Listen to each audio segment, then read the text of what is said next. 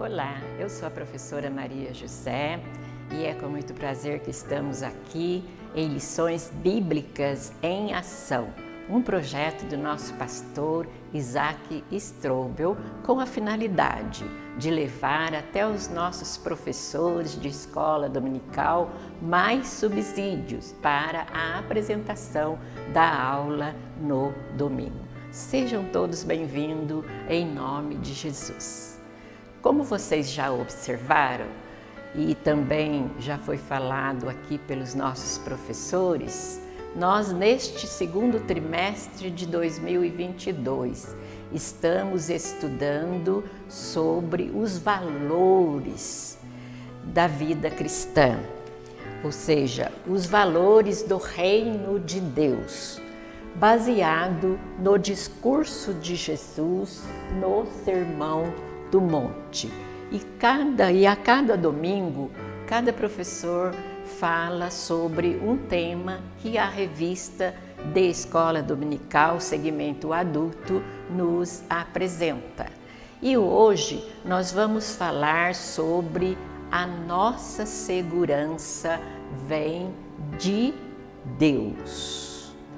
Por isso é comum entre os crentes citarem trechos da Bíblia como o Salmo 46, Deus é nosso refúgio e fortaleza, socorro bem presente na angústia.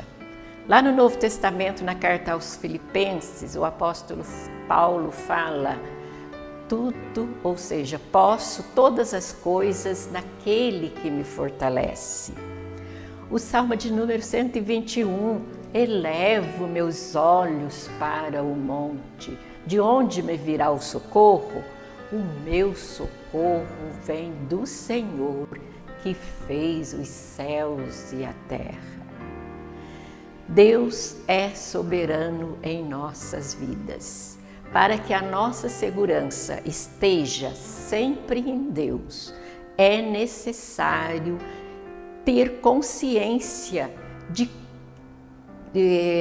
quem é esse Deus, quem é esse Senhor, em quem devemos depositar toda a nossa confiança. Esse Senhor, o Deus poderoso, diz no comentário aqui da nossa lição, fala assim: o Deus todo-poderoso não concorre com nenhuma outra divindade. Ele deve ser o único Senhor do nosso coração. O Salmo de número 24, no verso 1, fala assim: do céu, vamos ler para a gente não citar errado, Salmo de número 24, versículo de número 1, fala que do Senhor é a terra e a sua plenitude, o mundo e todos aqueles, ou seja, aqueles que nele habitam. Fala assim, do Senhor é a terra e a sua plenitude, o mundo e aquele que neles habitam. Fazendo aí uma pequena reflexão, nós vamos entender que somos do Senhor no mínimo 3 vezes. Somos do Senhor porque somos terráqueos, moramos na terra. Somos do Senhor porque pertencemos a este mundo, ou seja, moramos neste mundo. O mundo e aqueles que nele habitam são do Senhor. E a terceira vez, nós somos do Senhor porque fomos comprados com o precioso sangue de Jesus nos vertido na cruz do Calvário, quando do sacrifício de Jesus ali no Calvário. Ele nos comprou, por isso a nossa salvação não implica em valores materiais, como prata ou ouro, mas a nossa salvação custou o inexplicável amor de Deus através do precioso sangue de Jesus na cruz do Calvário. Então, a nossa segurança vem do Senhor. O salmista, no Salmo de número 16, no verso 2, que está aqui no telão, fala assim: digo ao Senhor, tu és o meu Senhor, e outro bem não possuo, senão a ti somente. Notem que o salmista deposita no Senhor toda a sua confiança. Então, a sua segurança vem do Senhor. Desde o princípio, Deus orientou Moisés que passasse para o povo ou que conscientizasse o povo de Israel a sua confiança em Deus. Lá no livro de Deuteronômio, no capítulo 6, no verso 4, nós temos uma chamada de fé ao povo de Israel. Ouve, Israel, o Senhor nosso Deus é o único Senhor, o Senhor Todo-Poderoso que não disputa com outros deuses. Ele impera, Ele domina, Ele é o Todo-Poderoso. E esta chamada de fé, Israel repete até hoje, tanto falado como em poesia, como na música. Eles repetem sempre: ouve, Israel, o Senhor, nosso Deus, é o único Senhor. Que em hebraico está escrito assim: Chamai Israel, Adonai, Elohim, Adonai, Echad. Aí alguém que entende hebraico, eu sou principiante, vai falar: mas Adonai não se escreve assim. Sabe por que está escrito do jeito que eu estou lendo? Houve um tempo em que Israel, eles perderam a pronúncia correta do nome de Deus, devido a domínio de povos, ao exílio. E naquele tempo, nesse tempo também, ainda não havia a marcação de vogais, que surgiu mais ou menos no século 8 e 9. E a marcação de vogais ajuda a pronunciar corretamente a palavra. E Israel, então, por ter dúvida acerca da pronúncia correta de Deus, eles pronunciam as 4 letras que compõem o nome de Deus, que é Iodo, Rei, Vavo, Rei. Mas também, quando aparece o nome de Deus, que eles pronunciam essas 4 letras, Iodo, Rei, Vavo, Rei, eles podem falar também Adonai. É por isso que eu li Adonai. Então, chamai Israel, Adonai, Elohim, Adonai, Echad. Nosso Deus é o único Senhor, e isto é válido para nós também, reconhecermos que o Senhor é o nosso Deus.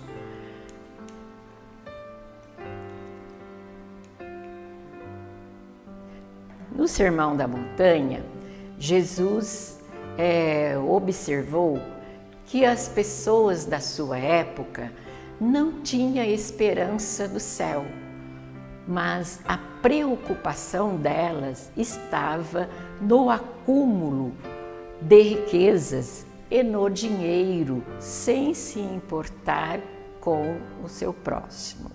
Essas observações Jesus foi fazendo até o Sermão da Montanha, onde ele apontou essas preocupações do povo, sem se importar realmente com Deus. Jesus estava presente e eles não reconheciam ou não entendiam que Jesus não era apenas um grande profeta, mas Jesus era Deus entre eles, o Messias que as profecias tanto proclamaram, mas o povo não atentava para isso. Jesus mesmo falou lá no livro de São Mateus, no capítulo 13, vamos ler rapidinho, fala assim, olha o que Jesus falou com relação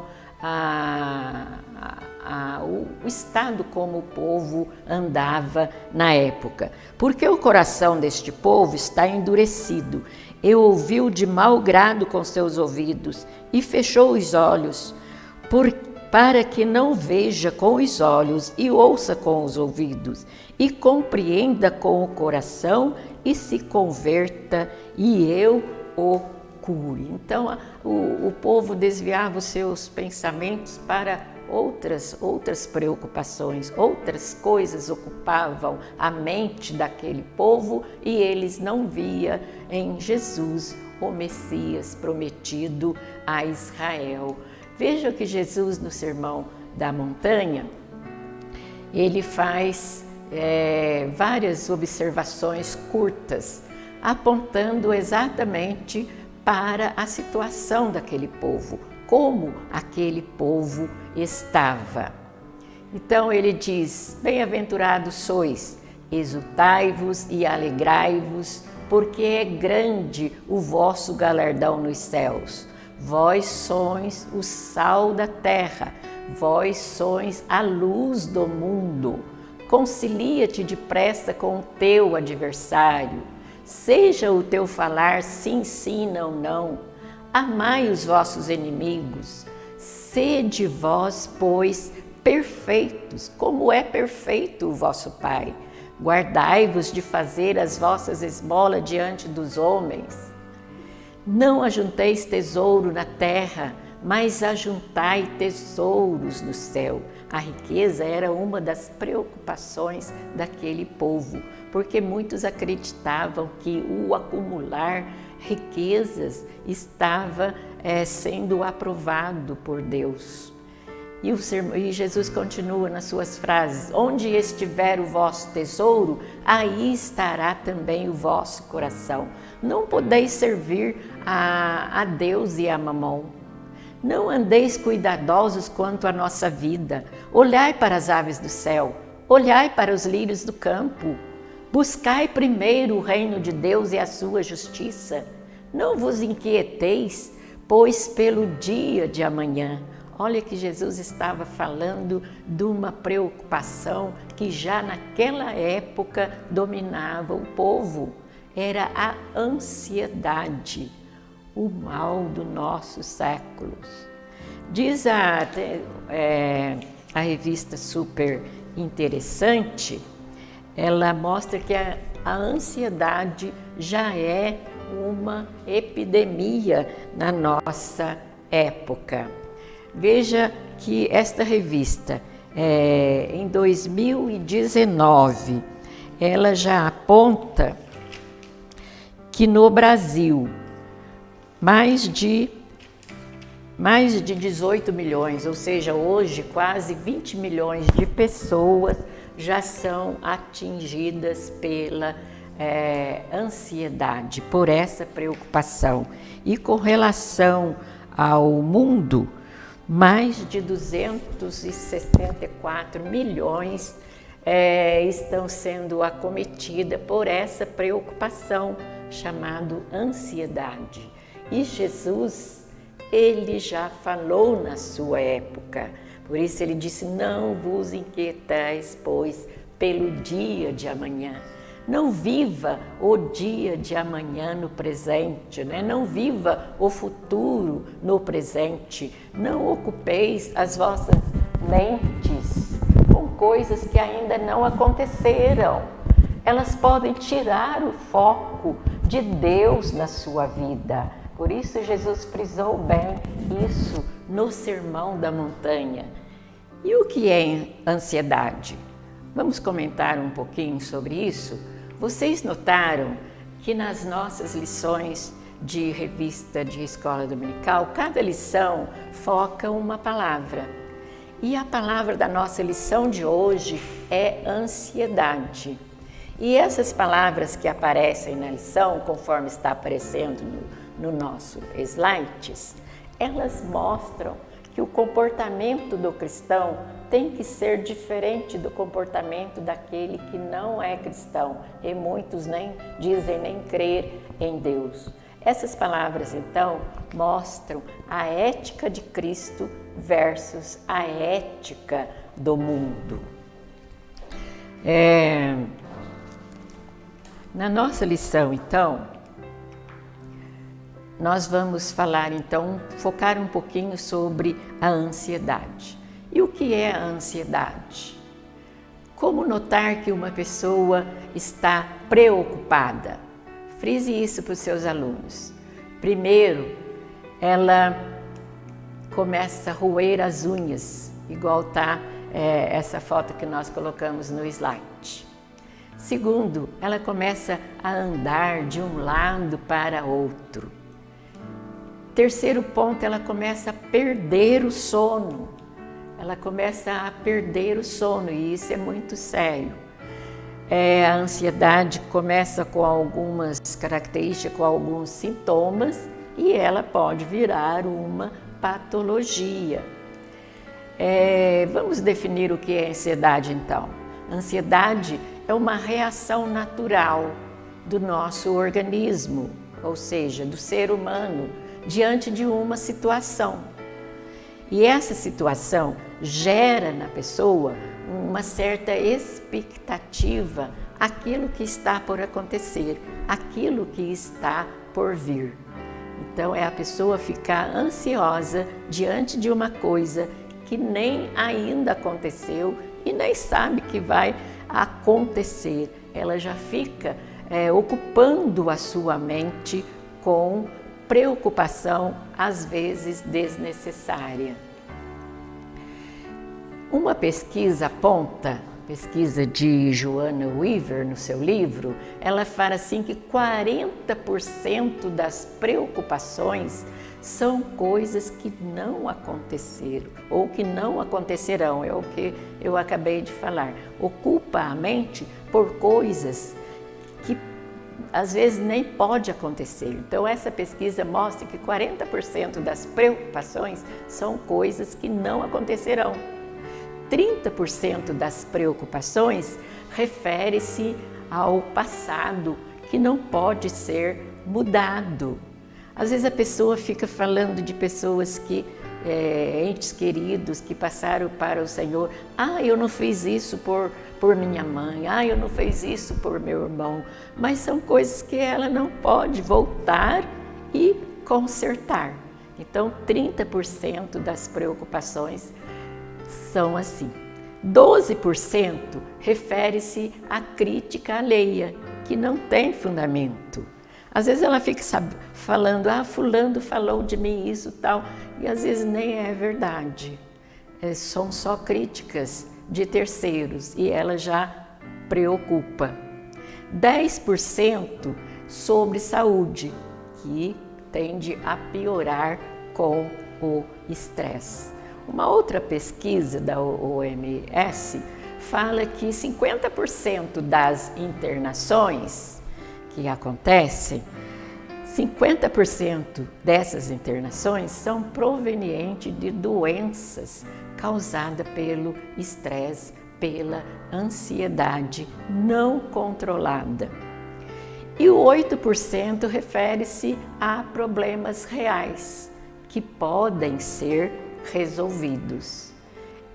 Conclusão: o sofrimento de muita gente pode ser evitado. Muitas doenças podem ser evitadas. Como? Colocando a nossa segurança em Deus. Existem vários tipos de ansiedade. A ansiedade normal ou a ansiedade passageira, que estão relacionadas com fatos do nosso dia a dia. Por exemplo, viagem. Marca uma viagem, as pessoas já começam a se preocupar com a viagem. E pode ser que essa viagem nem ainda aconteça.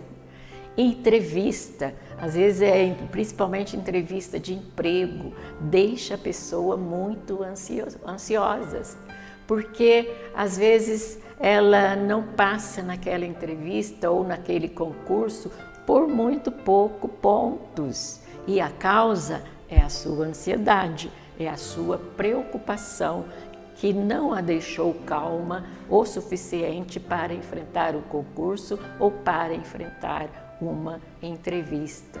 Decisões, às vezes as pessoas têm que tomar decisões importantes. Eu mesma fico ansiosa quando eu preciso fazer alguma transação de elevado valor, por exemplo, compra de um imóvel, compra de um carro, me deixa um pouco ansiosa. E também doenças, doenças na família me deixam um pouco ansiosa.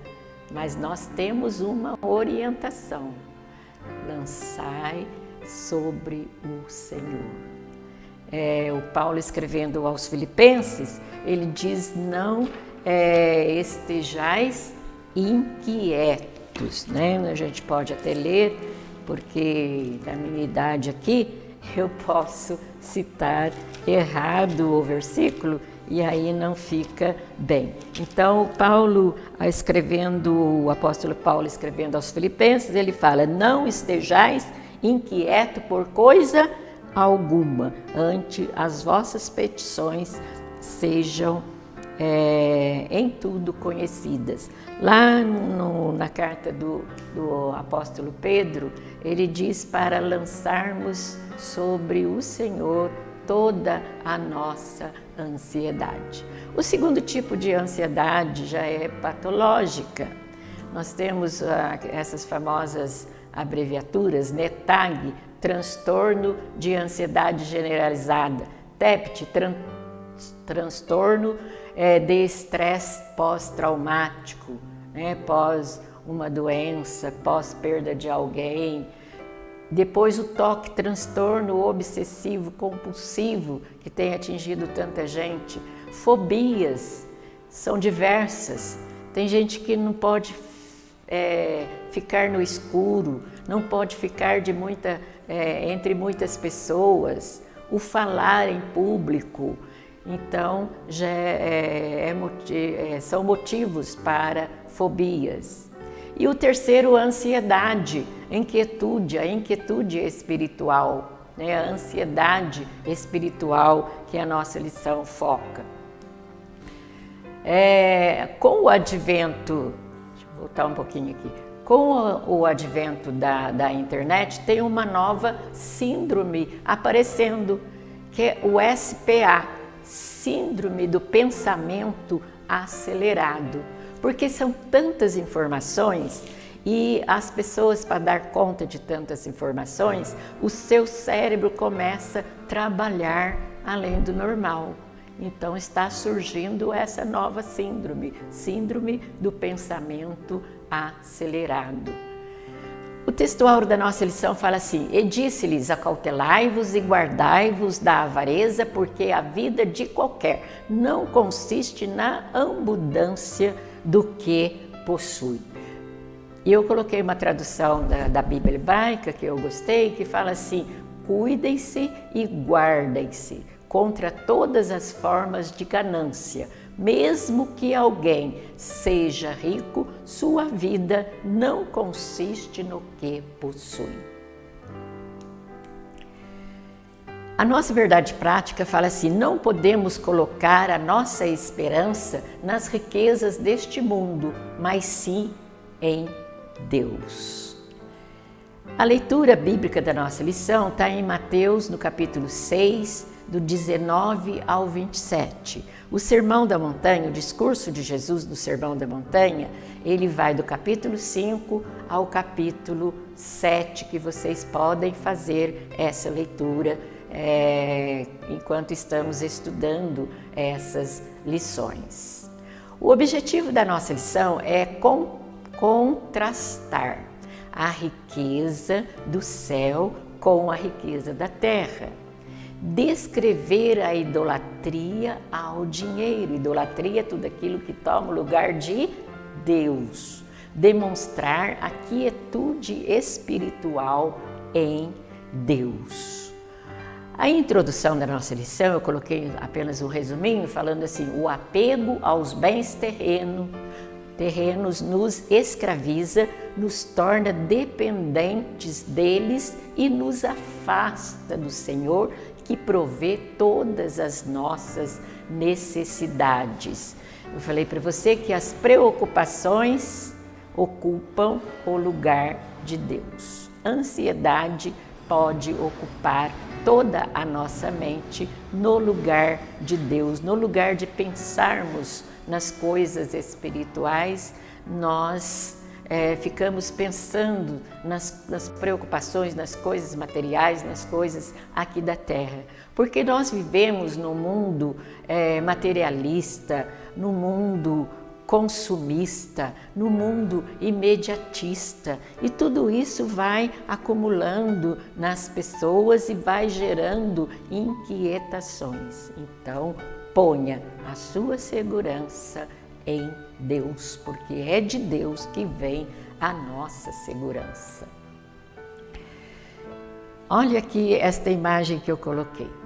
Quanto mais a cabeça do crente estiver no céu, melhor ele lidará com as coisas da terra. Vejam esta primeira figura que dá para vocês perceberem, que é Abraão, né? Olha a calma de Abraão, a comunhão de Abraão que ele demonstra ter.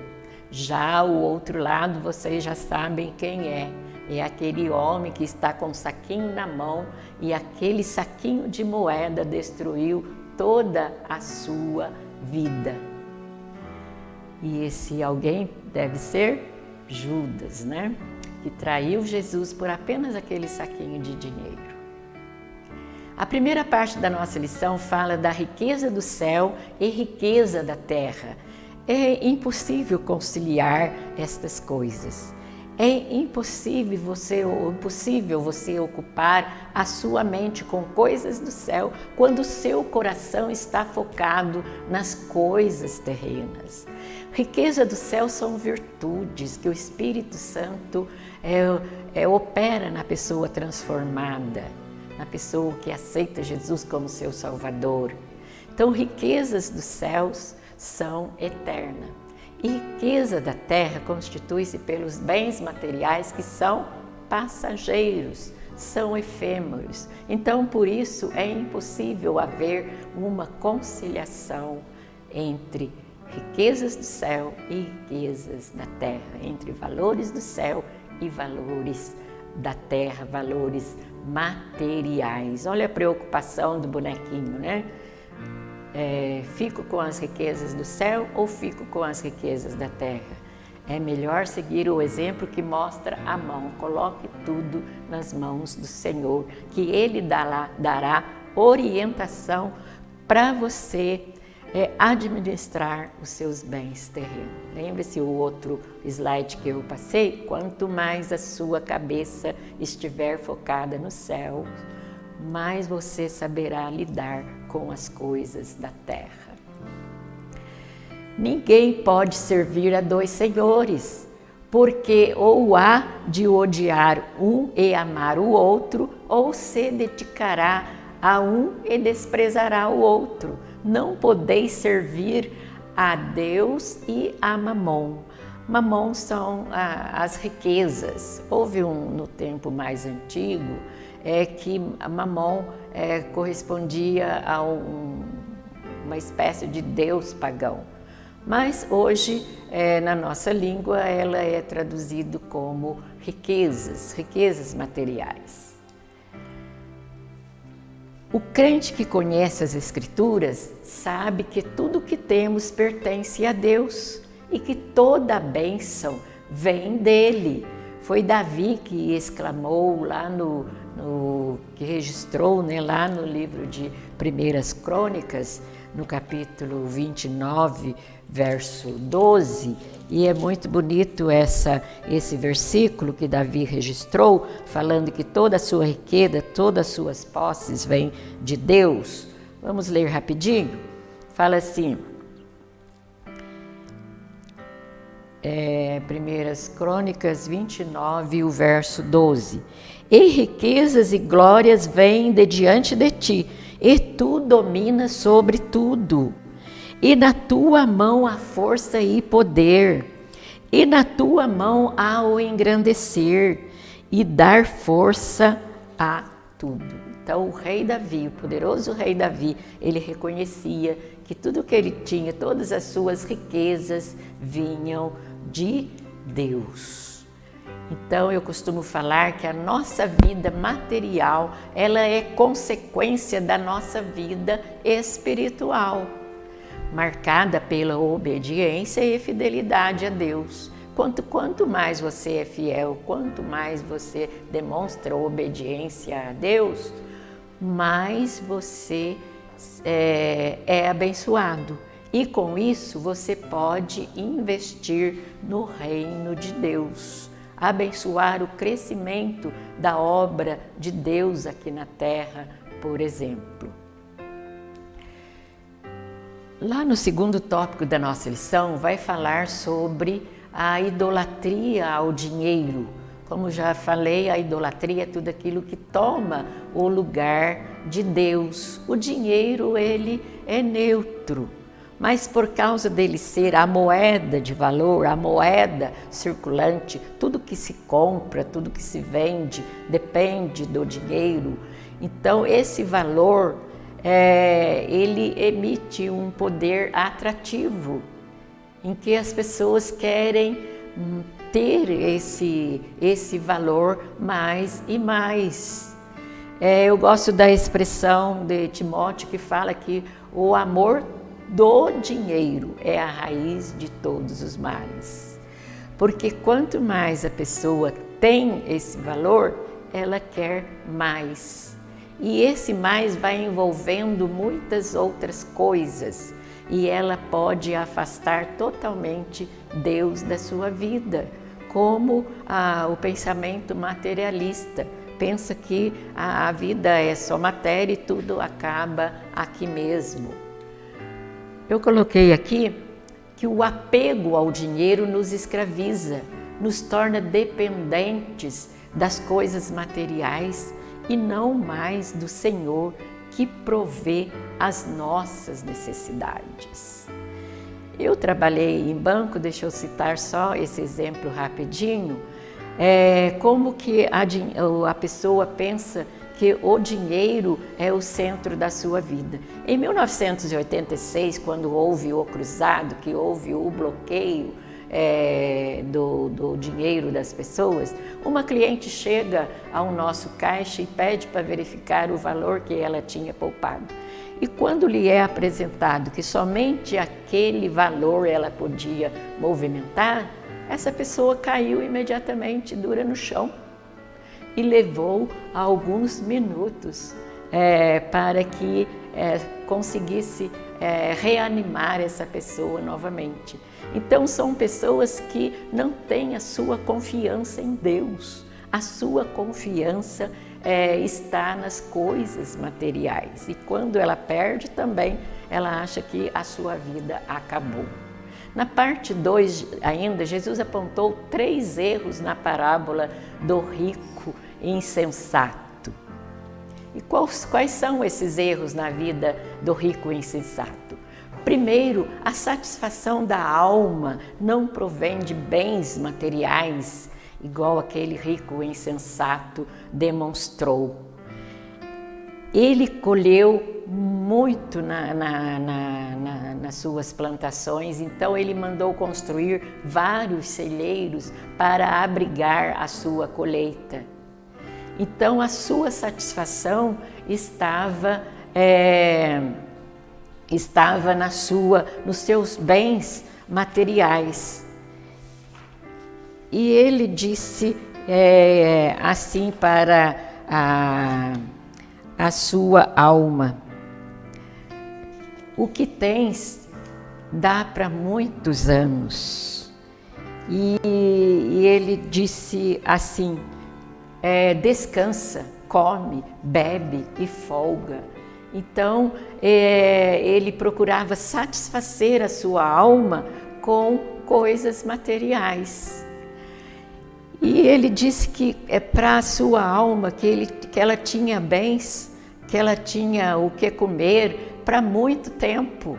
ele demonstrou ser o próprio dono da sua vida, que ele poderia controlar a sua vida com coisas materiais. E o que Jesus falou? Louco, esta noite te pedirão a tua alma, e o que tens preparado, para quem será? Então, a essência da vida não consiste em bens materiais. Isto é um sentimento de prepotência que aquele moço rico, insensato, demonstrou. Ele estava pensando só nele e não pensava, e ao menos o texto não demonstra, em fazer algo, principalmente para aqueles que trabalhavam para ele ou com o seu próximo. Pensava só na sua satisfação material. Na parte 3, nós temos um exemplo que retrata bem essa ansiedade. Como a ansiedade pode tomar o lugar de Deus na nossa vida e podemos perder bênçãos espirituais. É o caso de Maria e Marta. O nosso pastor trouxe um estudo nessa última terça-feira, muito edificante, falando sobre as escolhas das irmãs Marta e Maria.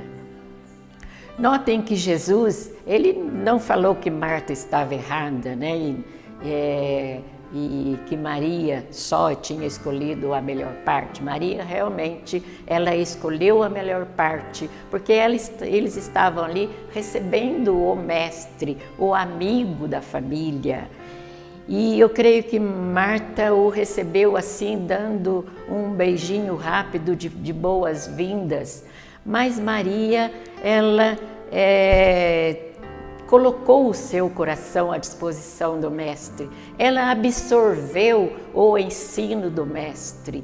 E quanto mais Jesus falava, o Espírito Santo ia falando no coração de Maria, até que em determinado momento, eu creio, não está escrito isso na Bíblia, mas eu creio que o Espírito Santo revelou a Maria que aquele seria o último momento de presença física com o Mestre. Então ela decide dar ao Mestre o melhor. E ela ofereceu o melhor perfume da sua época. E com isso ela foi criticada por alguns dos presentes. E Maria, diz o texto que Maria estava, que Maria também assentou-se diante do Mestre. Então, ou Marta estava ao lado dela em pé, ou também estava assentada. Mas diz que os afazeres domésticos distraiu Maria. Eu queria até voltar para esse texto de Lucas e ler com vocês a parte onde fala assim, no capítulo 11 de Lucas, 10 de Lucas, no verso 38 em diante, fala assim: e tinha esta... Deixa eu ler o anterior. E certa mulher, por nome Marta, o recebeu em sua casa, recebeu Jesus. E tinha esta uma irmã chamada Maria, a qual, assentando-se também aos pés de Jesus, ouvia a palavra. Marta, porém, andava distraída em muitos serviços. E aproximando-se do mestre, disse: Senhor, não importa. Então, nota que esse distrair-se, esse verbo distrair-se, no latim ele vem de distrair e quer dizer puxar o pensamento para outras direções, desviar do foco, preocupar com outras coisas. No grego eu não pesquisei, mas parece que tem uma tradução, uma explicação até um tanto mais dramática, que significa estrangular o pensamento, então rasgar. Então o pensamento de Marta ali foi estrangulado pelas preocupações dos afazeres que ela tinha que fazer para o mestre. É errado Marta preocupar com a recepção? Não, não é errado. Só que ouvir o mestre, ouvir a palavra, deixar Deus falar no coração, naquele momento era o mais importante. As outras coisas iriam acontecer. iriam acontecer. Ela não estava sozinha, muita gente ali para ajudar. Então eu coloquei aqui alguns itens que também acontece com as pessoas dos nossos dias. Limitar as nossas ações. Nós temos o corpo físico e ele precisa de descanso. Então não vamos aceitar ou ocupar-nos de tanto trabalho que ultrapassa o limite do nosso corpo. Deixa eu voltar ali. A única pessoa capacitada para dirigir, Marta, ela se achava ali como a única pessoa capacitada para dirigir e solucionar os problemas. Marta era a única pessoa não passível de erro naquele momento, por isso ela achava que ela tinha que estar na direção de tudo. Ela era a única pessoa capaz de orientar, de ajudar, de conversar com as pessoas, enquanto Marta tinha uma equipe com ela. Gente, esse assunto dá aí muitas palestras, muitas conferências, mas o nosso tempo não dá para comentar todos os itens. Nós vamos aqui para os últimos slides que falam da receita do Dr. Paulo para a ansiedade. Está lá na carta de Paulo aos Filipenses, que nós já lemos, mas a carta de Paulo aos Filipenses, de 6 a 9, dá uma receita completa para a ansiedade. Fala assim o verso de número 6. Não estejais inquietos por coisa alguma, antes as vossas petições sejam em tudo conhecidas diante de Deus, pela oração e súplica com ação de graças. É o que eu já falei, não se preocupa, lança as suas preocupações, apresente as suas preocupações para Deus, torne-as conhecidas diante de Deus, lança sobre o Senhor as suas preocupações, através de quê? Através da oração e súplicas, mas com o sentimento de ação de graça e não reclamando da sua situação. Depois, no verso 7, você vai notar que a paz de Deus vai invadir a sua vida, o seu coração. E depois, no verso 8, ele dá uma vacina. Sabe quando você vai ao médico e o médico receita para você o remédio contínuo? Ou uma vacina que para você não passar mais por aquela doença? É o verso 8. Olha, a vacina para o cristão contra as preocupações, contra a ansiedade. Tudo que é justo, tudo que é honesto, tudo que é justo, tudo que é puro, tudo que é amável, tudo o que é de boa fama, se há alguma virtude, se há algum louvor, nisso pensai. O que também é nisso pensar. Então, essa é a vacina que o Dr. Paulo nos apresenta, o remédio contínuo para as nossas preocupações. E depois, sabe o que vai acontecer se você seguir esta prescrição do apóstolo Paulo em Filipenses 4, do verso 6 a 9?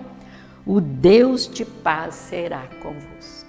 Então, a paz de Deus tomará conta da nossa vida e você vai vencer com certeza os seus momentos de ansiedade e de preocupação e vai deixar o seu pensamento ligadinho em Deus, priorizando as coisas espirituais na sua vida. Então nós vamos concluir falando assim: o cristão deve estar consciente de que toda boa dádiva e todo dom perfeito vem do alto. Sabedoria, priorize a sabedoria que vem do alto. Somos abençoados pelo Senhor para também, com os nossos recursos, contribuirmos para a expansão do reino de Deus na terra. O crente pode ser rico? Claro, o crente pode ser rico. Mas se você estiver com a sua mente voltada para as coisas espirituais, focada em Deus, Deus vai te dar sabedoria para você administrar os seus bens que Deus lhe abençoou. E com os seus bens você vai ajudar o seu próximo e vai ajudar a obra de Deus na terra. Que Deus abençoe a todos e tenham uma boa aula. A próxima lição será a nossa lição 12 e vai falar sobre sendo cautelosos nas opiniões. A leitura da Bíblia sempre nos dá experiência espiritual e eu creio também que a leitura da Bíblia ela cura. Quando você está em contato com a Bíblia, você recebe cura. E nós temos o projeto da leitura em 60 dias que você pode fazer a qualquer momento. E também, se você quiser mais conhecimento da Palavra de Deus, nós temos o CETAD-se, um curso hoje todo online, para você aprofundar seus conhecimentos bíblicos, para você estudar sem sair de casa e no tempo que melhor for adequado para você. Nós temos o curso básico, o curso médio e o bacharel em teologia ou o curso avançado em teologia. Participe desses benefícios que oferecemos para você. Deus o abençoe.